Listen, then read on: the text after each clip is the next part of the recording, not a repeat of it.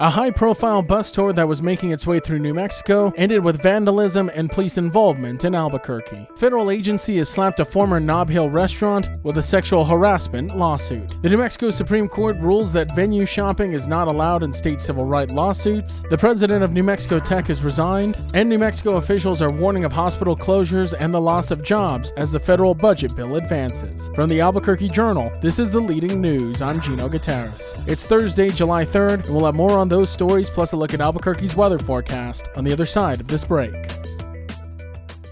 This episode is brought to you by the Kirtland Partnership Committee. For 30 years, we've been dedicated to supporting, growing, and preserving the Kirtland National Security Complex. We work tirelessly to enhance military readiness, foster community partnerships, improve quality of life, and promote economic development right here in New Mexico. Join us in our mission to ensure that Kirtland remains a cornerstone of national security and a key provider of quality jobs and investment for all of Greater Albuquerque. Together, we can make a powerful impact. Kirtland Partnership Committee, proudly shaping the future of our national security for 30 years. A bus tour promoting women's sports, organized by the Independent Women's Forum, faced multiple instances during its New Mexico stops, including vandalism in downtown Albuquerque, where the bus was spray painted with pro-transgender messages and slurs. Organizers reported over $1,000 in damage and filed a police report, which labeled the incident as a hate crime, though it mistakenly identified the bus as supporting trans athletes. The tour, featuring ex-New Mexico Governor Susana Martinez and Trump official Linda McMahon, drew protests and a last-minute venue cancellation in Santa Fe. Despite the backlash, organizers say they will return, vowing to continue advocating for what they call, quote, fairness in women's sports. A federal lawsuit has been filed against Scalo, a now closed Nob Hill restaurant, alleging sexual harassment and retaliation against female employees. The U.S. Equal Employment Opportunity Commission, or EEOC, claims a male manager demanded sex in exchange for more work hours and subjected female staff to unwanted touching and comments. A former cocktail server who says she was fired after rejecting his advances sparked the lawsuit with a 2023 EEOC complaint. The suit accuses the restaurant's owners, Christy and Fasan Swant, of fostering a hostile work environment and failing to act on the employee complaints. The EEOC seeks compensation for the affected workers and mandatory workplace policy reforms. The New Mexico Supreme Court on Wednesday ruled unanimously that civil rights lawsuits under the state's 2021 Civil Rights Act must be filed in the same county where the alleged violation occurred, effectively banning, quote, venue shopping. The decision stems from a lawsuit filed in Santa Fe against the city of Roswell over the 2023 police shooting of 20-year-old Nicholas Acosta. The justices ordered that the case be dismissed for improper venue. The ruling clarifies that municipalities must be sued locally, a move likely to affect future civil rights cases under the act, which was passed in response to nationwide protests against police misconduct and eliminated qualified immunity in state court. As the U.S. Senate advanced President Trump's sweeping federal tax bill dubbed the One Big Beautiful Bill, New Mexico officials warned of dire consequences for the state's healthcare system. The bill's Medicaid changes could force 6 to 8 rural hospitals to close, cut coverage for nearly 90,000 residents, and lead to over 1,300 hospital job losses. The state, which has the nation's highest Medicaid enrollment rate, would also face new restrictions on Medicaid and SNAP, including stricter eligibility and work requirements. A proposed $50 billion rural hospital fund may not fully offset the cuts, and many major cities would be excluded. Governor Michelle Lujan Grisham condemned the bill, calling it a giveaway to the wealthy at the expense of the vulnerable, while Republican leaders praised it for delivering tax relief and promoting American priorities. The bill now heads to the U.S. House, where New Mexico's Democratic delegation plans to fight key provisions. New Mexico Tech President Amuhiyar Amuzinger submitted his resignation on June 30th, citing a breakdown in trust with the university's Board of Regents. The decision came less than 2 weeks after the board passed a resolution restricting his hiring authority and ordering the reversal of a vice presidential appointment that he had already finalized. The appointee, Patrick Stewart, had relocated his family for the role. Amuzinger began his tenure in April 2024 and called the board's actions unprofessional and harmful to the institution's credibility. The region's resolution required their approval for all upper-level hires and organizational changes, citing financial concerns and declining enrollment. Though Amuzinger offered to stay through March of 2026. He expects contractual compensation if the board prefers an earlier exit. A special board meeting is expected to determine the next steps. Colonel Justin D. Seacrest officially took command of the 377th Air Base Wing at Kirtland Air Force Base, succeeding Colonel Michael J. Power during a change of command ceremony this week. Power, who led the wing since June of 2023, will now serve as Inspector General at Barksdale Air Force Base in Louisiana. Seacrest, who's a seasoned leader with past assignments in Iraq, Wyoming, and Barksdale, expressed deep respect for his new role, calling Kirtland, quote, a real Air Force base. As commander, he will oversee operations supporting over 70,000 military personnel, civilians, retirees, and family members. Seacrest emphasized his commitment to building on his predecessor's progress and connecting with the Kirtland and Albuquerque communities. And Albuquerque police arrested 27-year-old Julian Gunter, a 7th grade social studies teacher at Rio Grande Academy of the Fine Arts. He was arrested on 14 counts of criminal sexual contact with a minor. Gunter is accused of sending sexually explicit messages, photos, and videos to what he believed was a 12-year-old girl, who was actually an undercover persona created by Santa Fe police. The online communication lasted over a month and included attempts by Gunter to solicit explicit content in return. Authorities confirmed his identity through social media posts linking him to the school. Gunter is the third New Mexico teacher arrested since June on charges related to sexual exploitation of minors. He does not currently have any legal representation, and the school did not comment on the arrest. The leading news is powered by the journalism of the Albuquerque Journal. If you enjoy hearing all of the stories we share with you here daily, please consider becoming a digital subscriber to the Journal by utilizing the discount code in our show notes. Every subscription helps support local journalism and allows us to bring you the news that matters to you. Now taking a look at Albuquerque's weather forecast. Today you can expect scattered showers and thunderstorms after 12 p.m., partly sunny with a high near 91. As for this evening, scattered showers and thunderstorms are expected before midnight, partly cloudy with a low around 66. To keep up with all the latest news from the Albuquerque Journal, you can visit our website at abqjournal.com. That's the leading news. I'm Gino Gutierrez. We'll be back tomorrow.